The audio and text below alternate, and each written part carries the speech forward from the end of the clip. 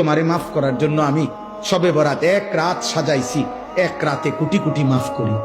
তোমারে মাফ করার জন্য আমি শবে কদর এক রাতে আমি আল্লাহ তাআলা 1000 মাসের রাত্রির চাইতে বেশি মাফ করে থাকি। তোমারে আমি আল্লাহ মাফ করার জন্য এত বড় শ্রেষ্ঠতম রমজান মাস দিয়েছি, যার মিনিট মিনিট সেকেন্ড সেকেন্ড হীরা মণি মুক্তা মানিকের মতো আমি আল্লাহ সেজদা দিবা একটা, আমার ফেরেশতা লিখবে 70টা। আমি আল্লাহ রহমত দিয়া সাজাইছি, মাগফিরাত দিয়া সাজাইছি, জাহান্নাম থেকে নাজাত দিয়া সাজাইছি। আমি আল্লাহ বৃহস্পতিবার দিবাগত রাতে গুনাহ মাফ করে থাকি।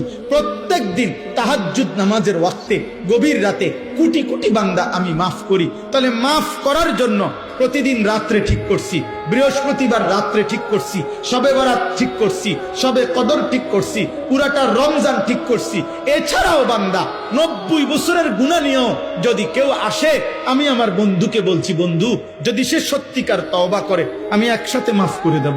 আসমান পরিমাণ গুনাহ নিয়ে আসলে মাফ করে দেব, পাহাড় পরিমাণ গুনাহ নিয়ে আসলে মাফ করে দেব, জমিনের বালুকণা পরিমাণ গুনাহ নিয়ে আসলে আমি মাফ করে দেব। তুমি এরপরে বলো, বান্দা আমি যদি তোমাকে জান্নাত দিতে চাইছি বলে কতভাবে আয়োজন করলাম, আমি আর কি বললে, আর কত সুযোগ দিলে তুমি জাহান্নাম থেকে মুক্তি পাইবা।